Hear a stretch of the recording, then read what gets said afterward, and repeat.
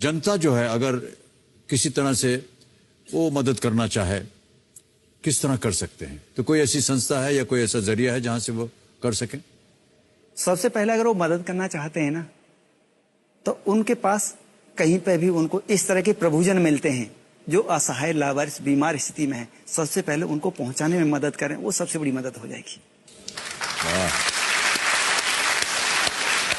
चल पाती होंगी, कैसे ये आप चलाते हैं इसको?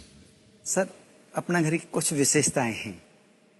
जो भी जरूरत होती है ना, वो परमात्मा के लिए रोजाना लिखी जाती है। भरतपुर एक आश्रम का जो खर्चा है 3.5 लाख रुपए पर डे का है। प्रतिदिन एक आश्रम का, भरतपुर वाले आश्रम का जो भी जरूरत होती है ना सर, परमपिता परमात्मा को हर ऑफिस में 32 आश्रमों के ऑफिसों में चिट्ठी लिखी जाती है। चावल की इतने की जरूरत है, दाल की, सुई की, एम्बुलेंस की, जमीन की, डॉक्टर की, इंजीनियर की, आर्किटेक्ट की, बिल्डिंग मटेरियल की, जो भी जरूरत होती है ठाकुर जी को रोजाना लिखते हैं। और ठाकुर जी विभिन्न माध्यमों से रोजाना जितनी जरूरत है उतना पूरा करने के लिए आते ही आते हैं। ऐसा कभी नहीं होता कि उस पर ठाकुर जी के लिए लिखा जाए और वो चीज नहीं आए। और 1% अगर नहीं आती है ना, तो हम ये नहीं सोचते संसार में अभाव है या ठाकुर जी नहीं भेज रहे। हम सोचते हैं हमारी पात्रता में कमी है। ठाकुर जी का ये संदेश है, सुधर जाओ, अपना काम ईमानदारी से करो और पूरी व्यवस्थाएं हो जाएंगी। और इतना विश्वास ईश्वर में आप हो, धन्य है आप कि ईश्वर आपकी बातें जो है वो सुन लेते हैं।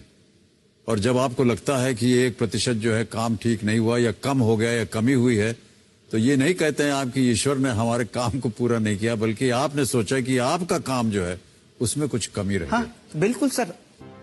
हमारे इस विशेष कार्यक्रम में जो भी कर्मवीर आते हैं उन्हें हम सम्मान के रूप में एक उपाधि चिन्ह भेंट करते हैं।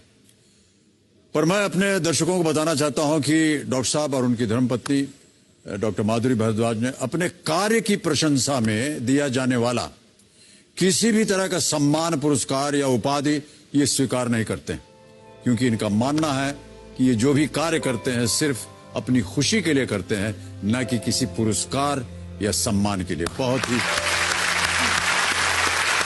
सम्मानशील बात होगा। माँ अपने बच्चों की सेवा करती है जी, परवरिश करती है पूरा जीवन। पिता अपने बच्चों को संभालता है। बेटा अगर पैरालिसिस हो जाए, पिता तो उसको संभालता है जी। कभी कोई सम्मान की अपेक्षा करता है क्या? वाह। तो क्योंकि ये तो हमारे अपने परिवार के सदस्य हैं, परिवार के अपनों के लिए सम्मान लेना भी मुझे लग रहा है कि इससे बुरा दिन किसी के पास नहीं हो सकता जब कोई अपनों के लिए कुछ करके और सम्मान की आशा रखे। वाह, बहुत खूब।